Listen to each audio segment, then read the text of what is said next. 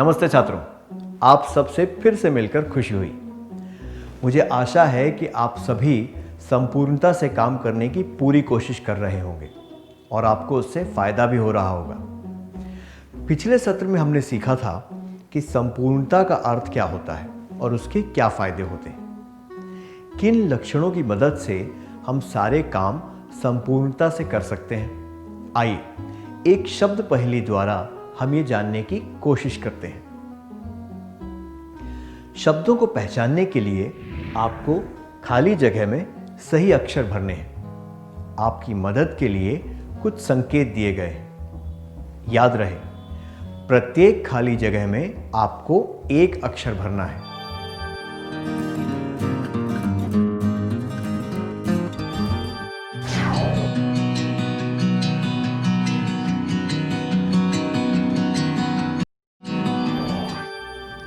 क्या आपने पहेली हल कर ली?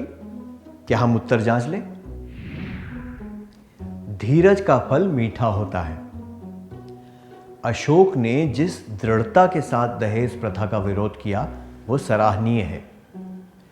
इंसान में अगर कर्तव्य निष्ठा हो तो उसे अपने ऊपर विश्वास रहता है कि वो जो भी करेगा ठीक ही होगा।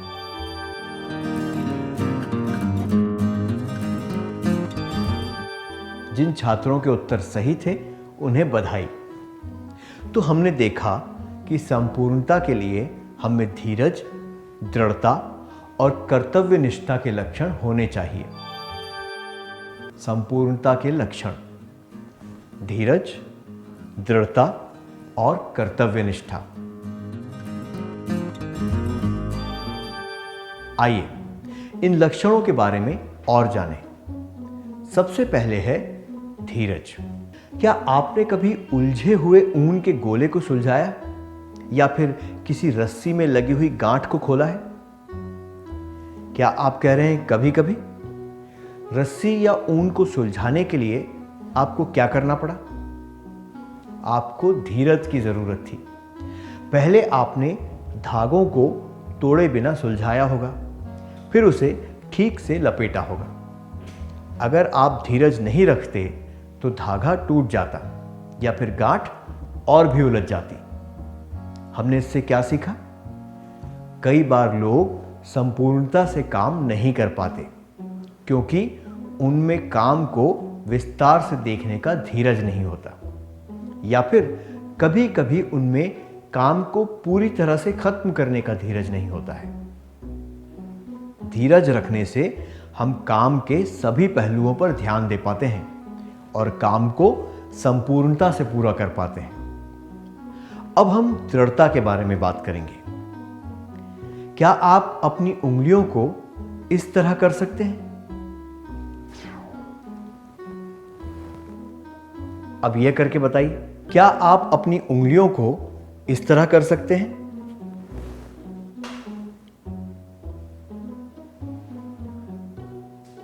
अब ये करके बताइए, क्या आपने कर लिया? नहीं? चलिए मैं फिर से करके दिखाता हूं और आप मेरे साथ कीजिए।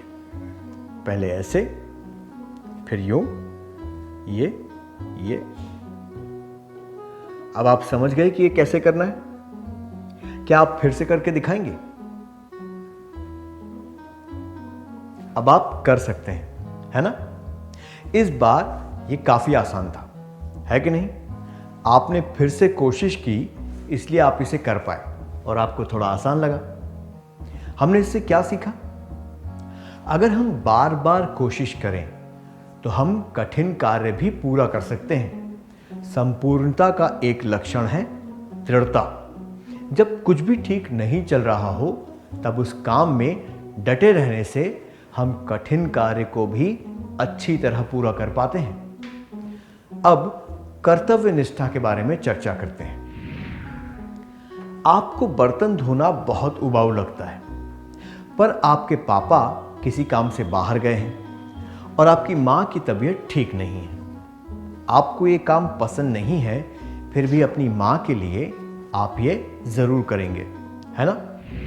आप ऐसा क्यों करेंगे? अपने घर के काम करना और माता पिता की मदद करना आपका कर्तव्य है, इसीलिए आप करेंगे, है ना? चाहे कोई काम बड़ा हो या छोटा, पर कर्तव्य निष्ठा होने से हम संपूर्णता से काम कर पाते हैं और हमें सफलता भी प्राप्त होती है। अगर हम हर काम को गंभीरता से लें और उसे पूरा करें तो हम संपूर्णता प्राप्त कर पाएंगे। हमने उन लक्षणों के बारे में जाना जिनकी मदद से हम संपूर्णता से काम कर सकते हैं, पर वास्तविक जीवन में संपूर्णता की राह में कई चुनौतियां आती हैं। आइए देखें कि वे चुनौतियां क्या हैं। एक खिलाड़ी का उदाहरण लेते हैं जो एक खेल में जीत नहीं पाया। उसकी हार का एक मुख्य कारण यह था कि उसने पूरी तैयारी नहीं की थी। आइए अब एक क्रियाकलाप करते हैं।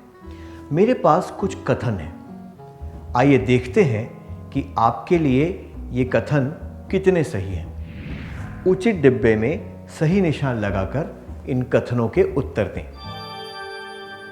1. जब कोई कठिन विषय पढ़ाया जाता है तो मैं ऊब जाती हूं या ऊब जाता हूं और मुझे कड़ी मेहनत करने की इच्छा नहीं होती। 2. जब कोई सवाल जाना पहचाना होता है तो मुझे लगता है मैं इसे हल कर सकता हूं या कर सकती हूं। मैं रुककर ये नहीं जांचता या नहीं जांचती कि मैं सही तरीके से हल कर रहा हूं या कर रही हूं या नहीं। 3. कई बार अच्छी तरह पढ़ाई करने के बाद भी मैं सारी बातें याद करके ठीक से नहीं लिख पाता या नहीं लिख पाती। हमेशा, कभी कभी, कभी नहीं।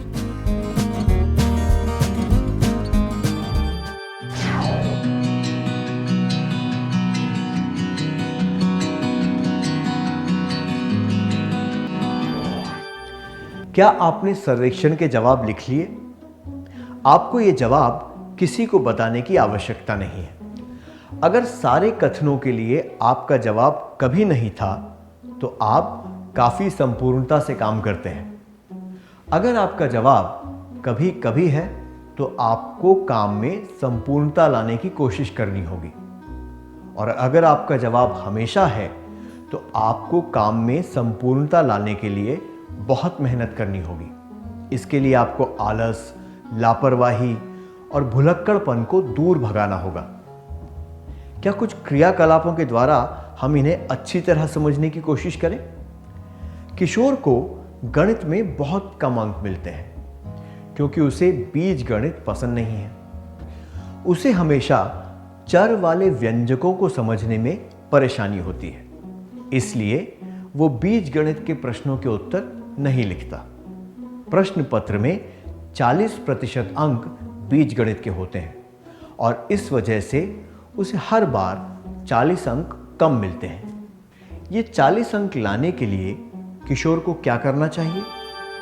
1.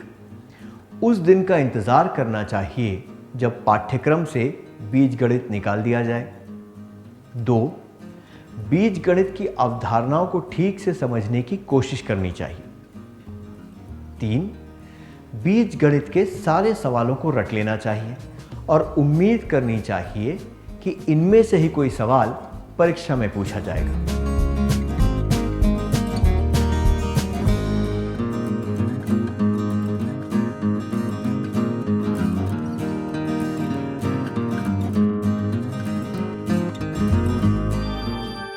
उचित उत्तर यह है कि अगली परीक्षा से पहले किशोर को बीजगणित की अवधारणाओं को ठीक से समझने की कोशिश करनी चाहिए ताकि उसे अंक न गंवाने पड़े। अक्सर ये होता है कि हम प्रयास नहीं करते, जिस वजह से हमें सफलता नहीं मिलती। हम चुनौतियों का सामना नहीं करना चाहते। हम काम को बहुत सहजता से लेते हैं और पूरी तैयारी करने की परवाह नहीं करते। ये आलस की निशानियां हैं जो कि संपूर्णता की राह में सबसे बड़ी रुकावट है। हमने इससे क्या सीखा? संपूर्णता की पहली रुकावट है आलस। संपूर्णता की राह में चुनौतियां, आलस। क्या कभी आलस की वजह से ऐसा हुआ है कि आप संपूर्णता से काम ना कर पाए हों? उदाहरण के लिए आपने कोई नया हुनर जैसे चित्रकला या संगीत सीखना छोड़ दिया हो क्योंकि आप मेहनत नहीं करना चाहते थे और आलसी हो गए थे। क्या अब हम एक और क्रियाकलाप करें? अब गणित का एक आसान सवाल 2 सेकंड के लिए स्क्रीन पर दिखाया जाएगा। आपको उसका जवाब बताना होगा। क्या आप तैयार हैं?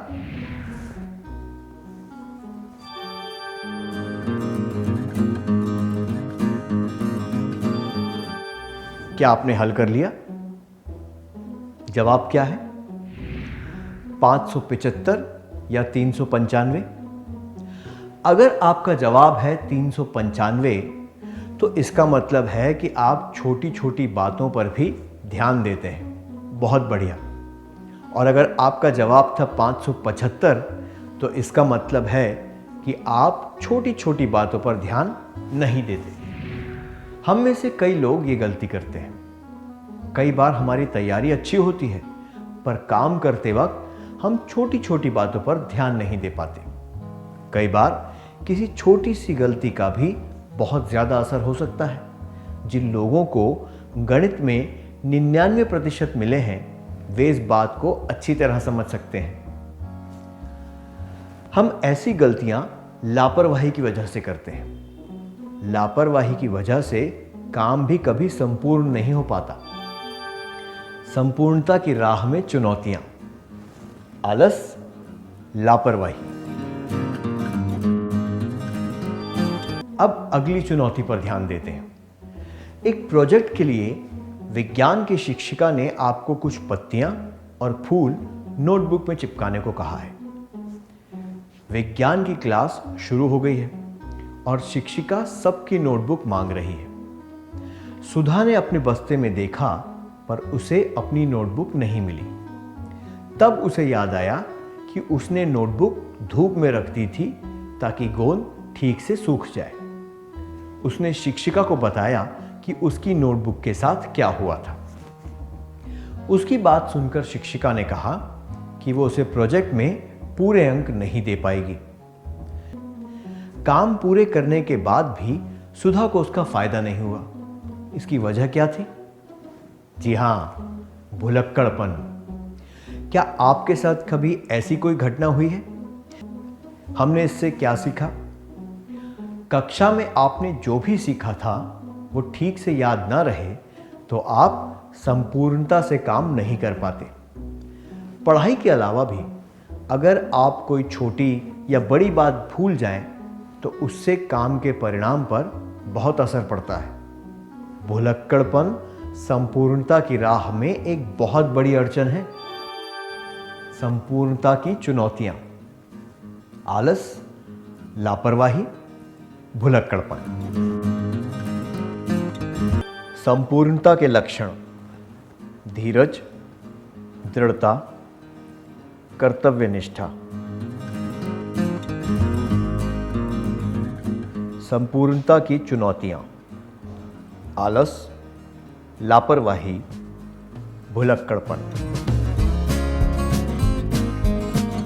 अच्छी तरह सार संक्षेप करने के लिए धन्यवाद।